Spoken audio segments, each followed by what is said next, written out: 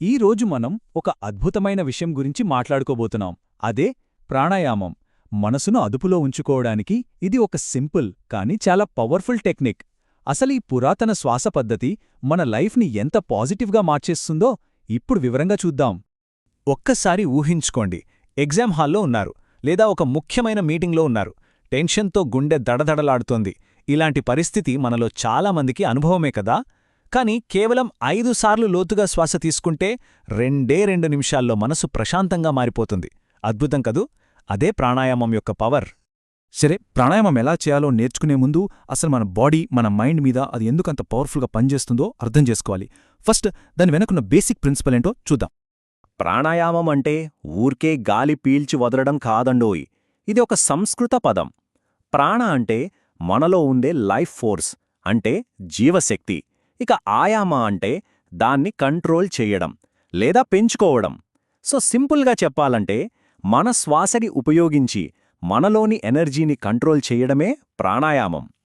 ఇలా అనుకోండి, మన శ్వాసనేది మన మైండ్కి ఒక రిమోట్ కంట్రోల్ లాంటిది. మన శరీరానికి కావాల్సిన శక్తినిచ్చే అగ్ని లాంటిది. మనసుని కూల్ చేసే ఒక కెరటం లాంటిది. ఇంకా మన బ్రెయిన్కి ఎలక్ట్రిసిటీ లాంటిది. అంటే ఇది జస్ట్ గాలి మాత్రమే కాదు, మన లోపలున్న ఎనర్జీకి మెయిన్ సోర్స్ అన్నమాట. దీని వెనకున్న లాజిక్ చాలా సింపుల్ అండి. మనం ఎప్పుడైనా టెన్షన్గా, కంగారుగా ఉన్నప్పుడు గమనించారా? మన శ్వాస చాలా వేగంగా ఉంటుంది. అదే మనం రిలాక్స్డ్గా ఉన్నప్పుడు శ్వాస చాలా నెమ్మదిగా, లోతుగా ఉంటుంది. అంటే మన శ్వాసని కంట్రోల్ చేస్తే మన ఎమోషన్స్ని కూడా కంట్రోల్ చేయొచ్చనమాట. మనం నెమ్మదిగా శ్వాస తీసుకున్నప్పుడు మన నరాల వ్యవస్థకి హే అంతా ఓకే, రిలాక్స్ అవ్వు అని ఒక సిగ్నల్ వెళ్తుంది. అంతే, మనం కూల్ అయిపోతాం.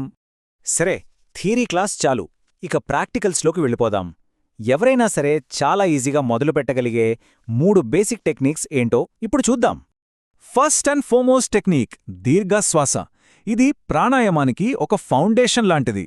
దీని స్పెషాలిటీ ఏంటంటే ఇది చాలా సింపుల్, సేఫ్, ఇంకా మనస్కి ఇన్స్టెంట్గా ప్రశాంతతనిస్తుంది. ఎక్కడ కావాలంటే అక్కడ, ఎప్పుడు కావాలంటే అప్పుడు చేసేయొచ్చు. సరే పదండిప్పుడు ట్రై చేద్దాం. హాయిగా నిటారుగా కూర్చొని షోల్డర్స్ని రిలాక్స్ చేయండి.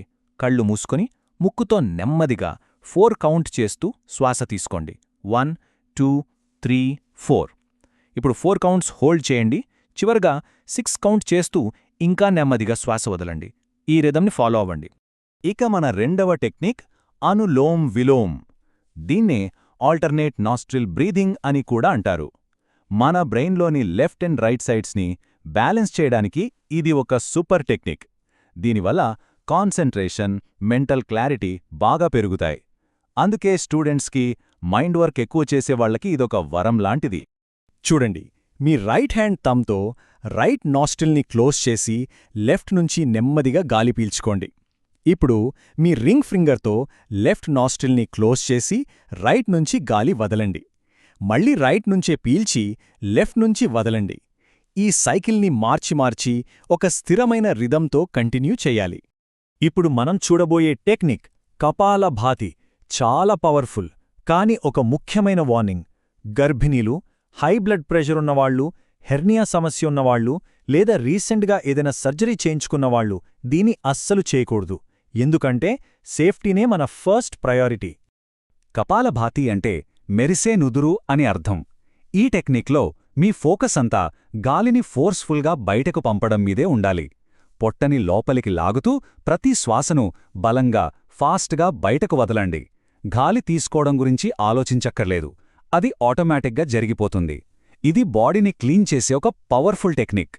సరే, ఈ టెక్నిక్స్ నేర్చుకున్నాం గదా, కానీ బెస్ట్ రిజల్ట్స్ రావాలంటే కొన్ని రూల్స్ పాటించాలి. వీటిని మన డైలీ లైఫ్లో ఎలా అలవాటు చేసుకోవాలో ఇప్పుడు చూద్దాం. ఎక్కడ పడితే అక్కడ ప్రాక్టీస్ చేయకూడదు. ప్లేస్ చాలా ఇంపార్టెంట్. నిశ్శబ్దంగా ఉండే రూమ్, గార్డెన్ లేదా ఫ్రెష్ ఎయిర్ వచ్చే చోటైతే బెస్ట్. ట్రాఫిక్, పొల్యూషన్ ఉన్న ఏరియాలకు దూరంగా ఉంటే మంచి ఫలితాలొస్తాయి. ప్రాక్టీస్ చేయడానికి బెస్ట్ టైం ఏదో తెలుసా? Early morning. ఆ టైంలో వాతావరణం ప్రశాంతంగా ఉంటుంది. గాలిలో ఆక్సిజన్ లెవెల్స్ కూడా ఎక్కువగా ఉంటాయి. ఒకవేళ ఉదయం కుదరకపోతే సాయంత్రం సూర్యాస్తమయానికి ముందు చేయొచ్చు. కాని గుర్తుంచుకోండి, తిన్న వెంటనే అస్సలు చేయకూడదు. కనీసం 3 గంటల గ్యాప్ ఉండాలి. ఈ ప్రాణాయామంలో మంచి విషయం ఏంటంటే ఇది దాదాపు అన్ని ఏజ్ గ్రూప్స్ వాళ్లకి సెట్ అవుతుంది. చిన్నపిల్లలు కేవలం సింపుల్గా డీప్ బ్రీతింగ్ చేస్తే చాలు. టీనేజర్స్ అనులోమ్ విలోమ్, బేసిక్ కపాలభాతి చేయొచ్చు.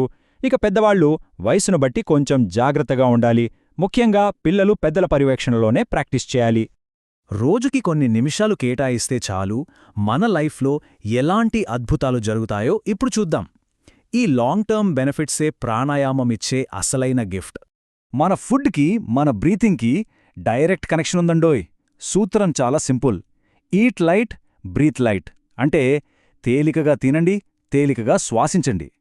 ఫ్రెష్ ఫ్రూట్స్, వెజిటబుల్స్ లాంటివి మన ప్రాక్టీస్కి ఇంకా హెల్ప్ చేస్తాయి. ఆయిలీ ఫుడ్, మసాలాలు తగ్గించడం మంచిది. ఇక లాంగ్ టర్మ్ బెనిఫిట్స్ గురించి చెప్పాలంటే లిస్ట్ చాలా పెద్దది. మన లంగ్ కెపాసిటీ పెరుగుతుంది, టెన్షన్, కోపం తగ్గుతాయి, మెమరీ, స్లీప్ క్వాలిటీ ఇంప్రూవ్ అవుతాయి, ఇమ్యూనిటీ బూస్ట్ అవుతుంది, హార్మోన్లు బ్యాలెన్స్ అవుతాయి. ఒక్క మాటలో చెప్పాలంటే ఇది మన పూర్తి ఆరోగ్యానికి ఒక కంప్లీట్ ప్యాకేజ్. అయితే ఈ ప్రయాణం మొదలుపెట్టే ముందు కొన్ని ఫైనల్ సేఫ్టీ టిప్స్. ఎప్పుడూ నెమ్మదిగా స్టార్ట్ చేయండి. శ్వాసను బలవంతం చెయ్యొద్దు. మీకు కొంచెం కళ్ళు తిరుగుతున్నట్లు అనిపిస్తే వెంటనే ఆపేయండి. మీ శరీరం చెప్పేది వినండి. సేఫ్గా ప్రాక్టీస్ చేయండి. చూసారుగా, మన శ్వాస అది మనతోనే ఎప్పుడు ఉండే ఒక సూపర్ పవర్. దాన్ని ఎలా కంట్రోల్ చేయాలో నేర్చుకుంటే మన మైండ్ని మనం కంట్రోల్ చేయొచ్చు. ఒక్కసారి ఆలోచించండి, ఇంత ప్రశాంతమైన ఫోకస్డ్ మైండ్తో మనం సాధించలేనిది ఏముంటుంది?